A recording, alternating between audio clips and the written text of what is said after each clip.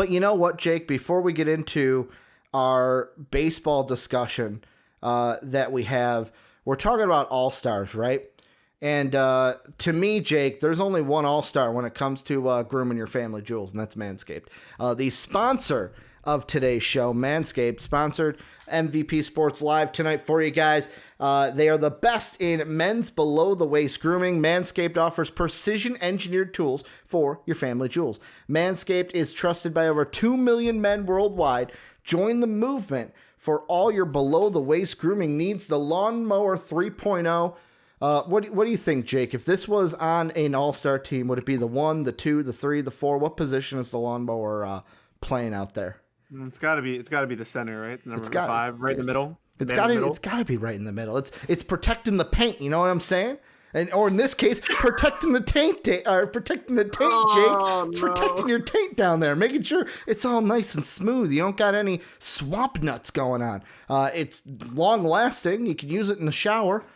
Thing hums like a beauty. Love it. Make sure it's doing that work and making your nuts look great down there. So right now you can get 20% off and free shipping using the code MVP at manscaped.com. That's 20% off and free shipping.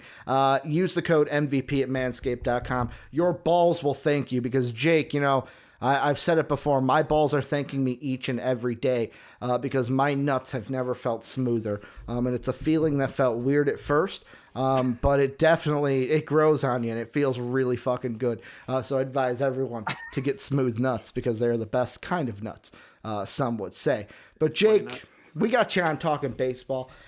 First thing we're going to take a dive into is the Blue Jays. We were going to have you on yesterday. We started a lot later. I know you wanted to watch Lakers Sixers, so that's why I pushed you to today. The Jays made an extra move that we were going to talk about. We were going to talk about they add Marcus Semien.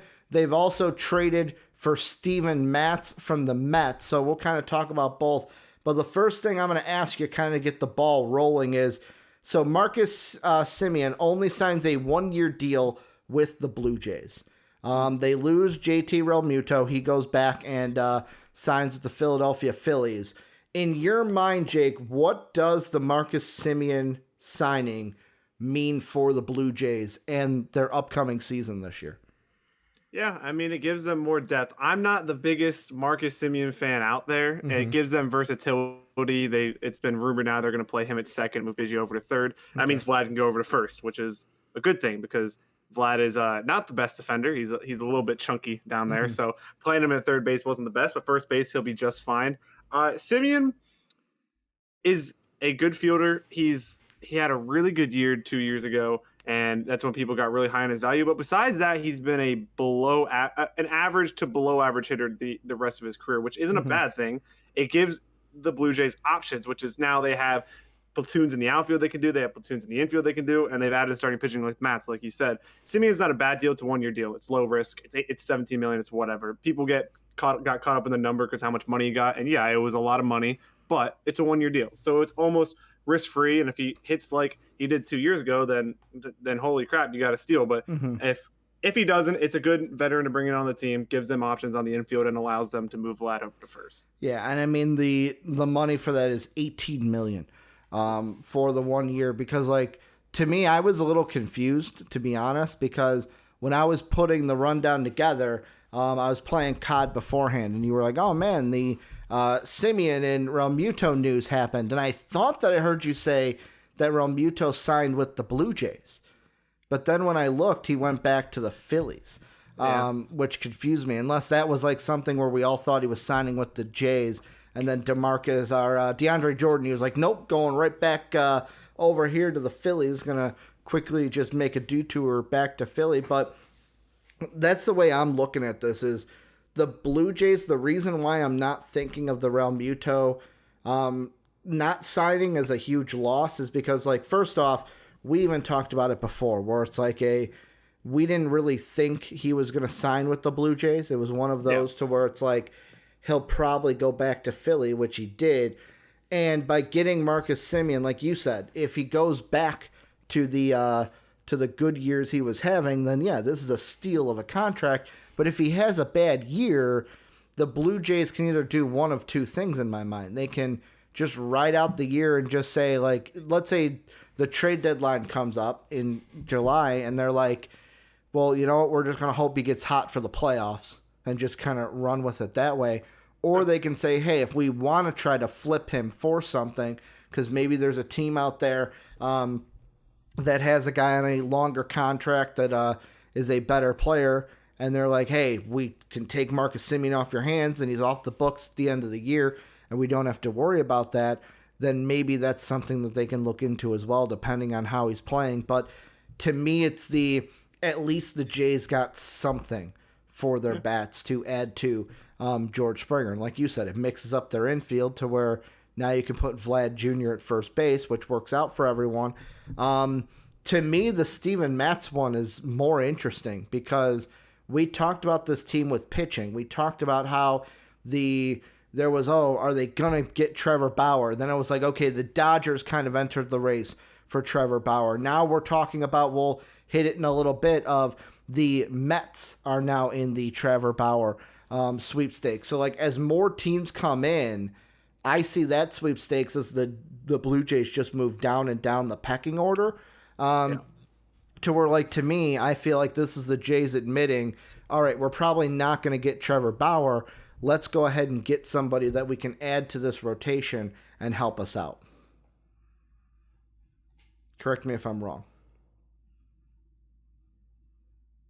Oh, uh-oh. We lost him. I'm going to have to move him in. You didn't hear a word I said, did you? No, I heard. No, it's one of those things, and then it cut out. Sorry. Okay. Yeah, that was my Discord because I was like, damn. But yeah, it's basically with me. Like I said, this is them saying they're going to lose out on Bauer. Am I wrong? Yeah, I mean, I don't know if this so much signifies losing out on Bauer. I think Bauer was a pipe dream to begin with, and when they go out and spend the $18 million on Semien, you kind of knew they weren't going to get him at that point. That's a lot. If they were going to give Bauer money, Semien money, and Springer money in one off season, I mean, they're just swinging their you know what out and slapping it down on the table. They're smooth ball thanks to Manscaped, right? Hope they're using Manscaped. Matz is a solid pitcher. It's interesting bringing a lefty in against the AL East, against where most of the lineups are right-handed predominant lineups. Yeah. So it's a good depth move. I think Matz is a high upside, low risk move. I mean, if he doesn't work out, again, it's the same thing as Semien. If he doesn't work out, he can be gone after this year. He's on a 1-year arbitration contract, so it's not a big deal either way. They needed to go out and get some type of pitching, whether it was an elite pitcher like Bauer or somebody like a Steven Matz who can just come in and plug the hole. Yeah. I like how Dave rolls with it. Jake pauses for it and goes, acknowledge it, please. Acknowledge my pun. Well, he can come in and plug the hole and be solid on the back end of the rotation. And like I said, he's a low risk because if he doesn't work, he's gone next year. Because, I mean, the next guy we're going to talk about, too, the Jays are apparently in the running for also. JD brings up a guy like Odorizzi. Says, but if anything, the Jays can ride out with their current rotation and then make a move at the deadline depending on how the season is going. I expect the Jays to be active at the deadline because I feel like this is a team making moves to make sure they are competitive in the playoff picture, but every move they make, I'm still going, you're not complete. You are not done. And it kind of goes back to the adage, you always have to keep making moves almost to stay better. Like, look at the Cubs where it was like, hey, we're a good team. We can run it back. Oh, wait, no, we need something more. Let's go make a trade for Aroldis Chapman. Let's go make this trade over here to bring in X player.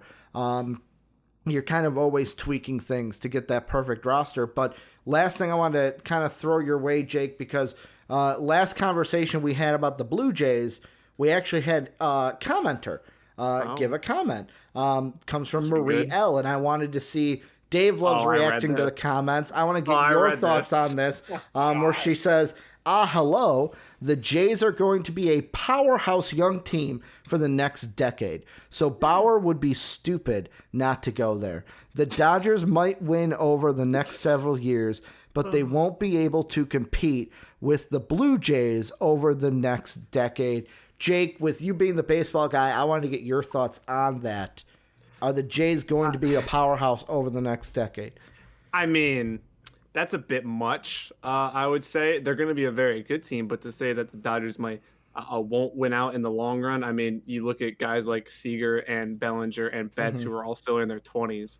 I think the Dodgers will be all right. I think the Blue Jays fans need to. I know this isn't a lot of Blue Jays fans. This is just one delusional one. They need to taper their expectations. They're still not the best team in the AL East, so they need to, before they start talking about going out and beating the best team in the NL, maybe they should worry about actually being better than the team in the AL East. Like I said, the Blue Jays are doing it smart. They're slowly building. They're not tying themselves down to long-term contract with a lot of people besides Springer, but Springer is worth it. But like Semien on a one-year deal, Matz, who's not extended beyond this season, they're going to have money to spend next offseason and the offseason after that. It's not a one-year fix. They're plugging gaps every single year now, and you see that with their free agent signings. And then maybe in 2 to 3 years, they become World Series contenders if the young players keep progressing like they have and they continue to spend money like they are this offseason.